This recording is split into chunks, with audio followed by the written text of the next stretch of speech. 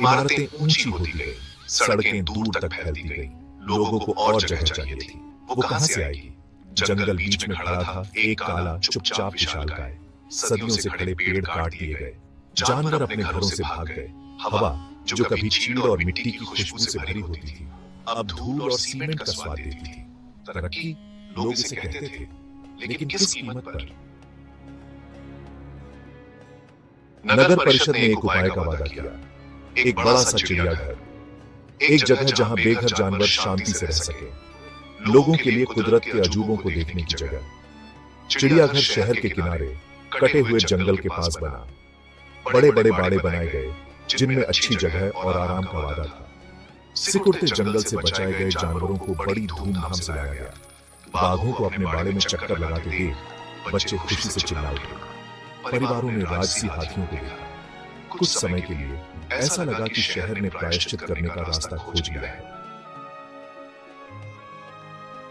लेकिन जंगल में राज छुपे थे, पुराने पेड़ों की जड़ों के नीचे दबे राज, हवा में फुसफुसाते राज। राज जिनको शहर ने अपनी तरक्की की दौड़ में नजरअंदाज कर दिया था। चिड़ियाघर एक पुरानी बस्ती के खंडहरों पर बनाया गया था, एक जगह जो अजीब और बेचैन करने वाली घटनाओं के कारण बहुत पहले छोड़ दी गई थी। गांव वाले बेचैन आत्माओं और पुराने श्रापों की बातें करते थे। ये कहानियां लोक कथाओं के रूप में खारिज कर दी गईं, जल्द ही भुला दी गई, या यूं उन्होंने सोचा। जानवर बेचैन हो गए। चिड़ियाघर के हर कोने में एक अजीब सी बेचैनी फैल गई थी। जानवरों की आंखों में एक अनकहा डर साफ झलक रहा था। वे अपने बाड़ों में इधर उधर घूम रहे थे, जैसे किसी अनजानी मुसीबत का इंतजार कर रहे हों। उनकी आवाजें जो कभी जंगल की आवाजों से भरी होती थीं, अब एक अनजानी धार से रंगी हुई थीं। ये आवाजें अब एक अजीब सी गूंज पैदा कर रही थीं, जो सुनने वालों के दिलों में एक अजीब सा डर पैदा कर रही थीं। एक बेबस दर्द भरी आवाज चिड़ियाघर में गूंजी। यह आवाज इतनी दर्दनाक थी कि सुनने वालों के रोंगटे खड़े हो गए। जानवरों की यह चीखें उनके अंदर के दर्द और बेचैनी को बयां कर रही थी। बाघ जो आमतौर पर एक राजसी दृश्य होता था, बेचैनी से अपने बाड़े में चक्कर लगा रहा था।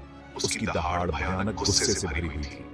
उसकी आंखों में एक अजीब सी चमक थी, जो उसके अंदर के गुस्से और बेचैनी को दर्शा रही थी।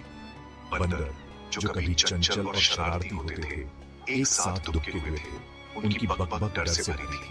वे एक दूसरे के करीब आकर अपने डर को कम करने की कोशिश कर रहे थे, लेकिन उनकी आंखों में साफ झलक रहा था कि वे कितने डरे हुए थे। यहाँ तक कि आमतौर पर शांत हिरण भी एक अनदेखे आतंक की चपेट में आ गए थे।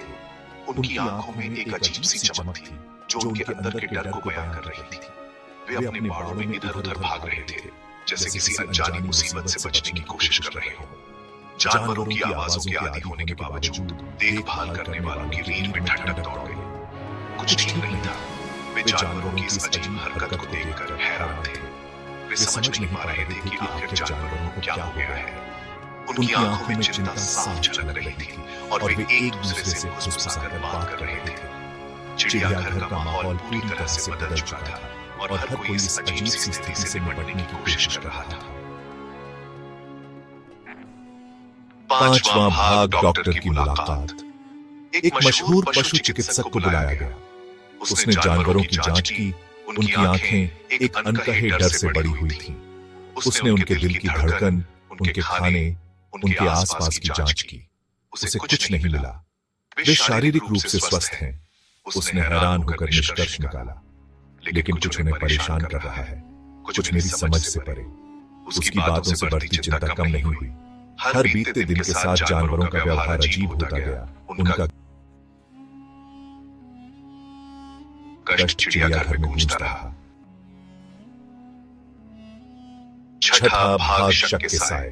रात हुई। चिड़ियाघर में लंबी भयानक परछाइयां पड़ी। शहर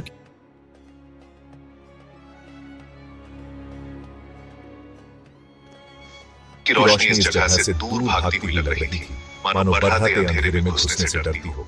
देखभाल करने वाले चिंता से भरे चेहरों के साथ आपस में फुसफुसा रहे थे। पुरानी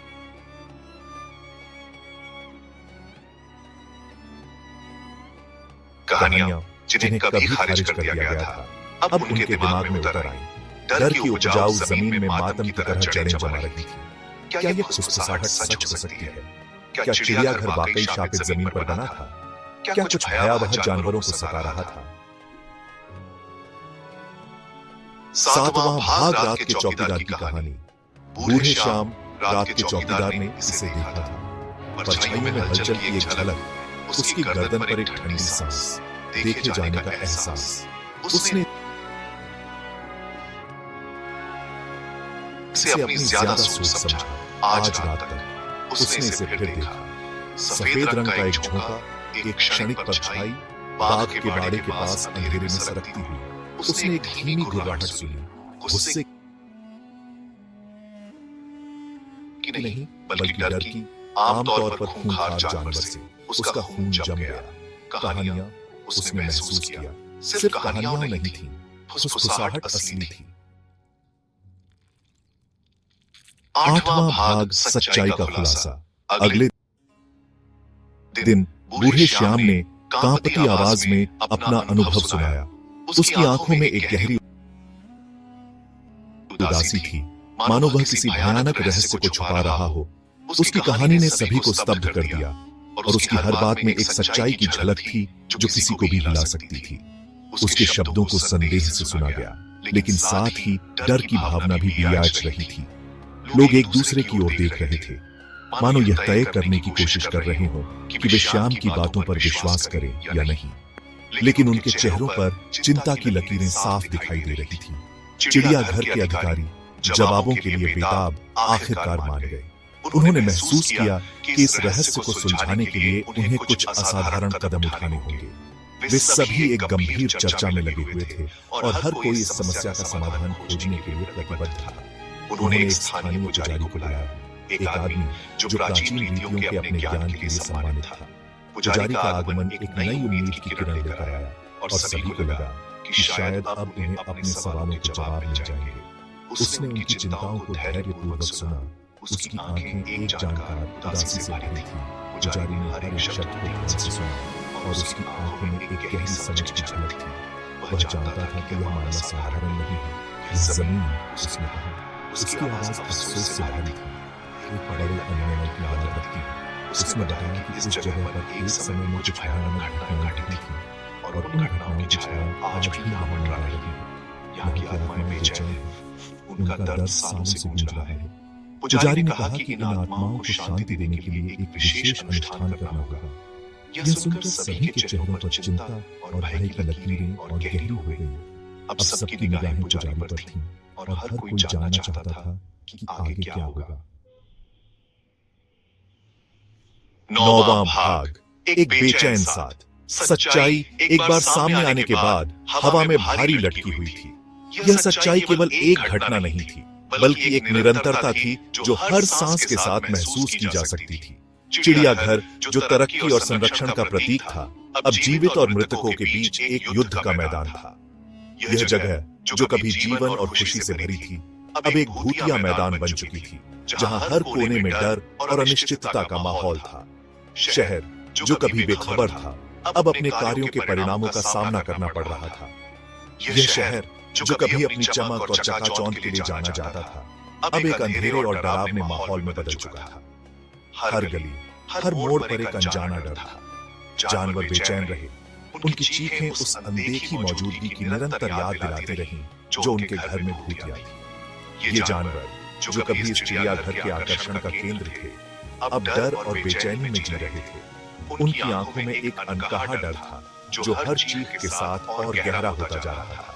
चिड़ियाघर एक कड़ी याद के रूप में खड़ा था, प्रकृति की स्थायी शक्ति और उसमें रहने वाली आत्माओं का प्रमाण। यह जगह अब एक स्मारक बन चुकी थी जो हमें याद दिलाती थी कि प्रकृति की शक्ति और उसमें रहने वाली आत्माओं को कभी भी हल्के में नहीं लेना चाहिए। एक याद दिलाता है कि कुछ भाव समय भी नहीं भर सकता।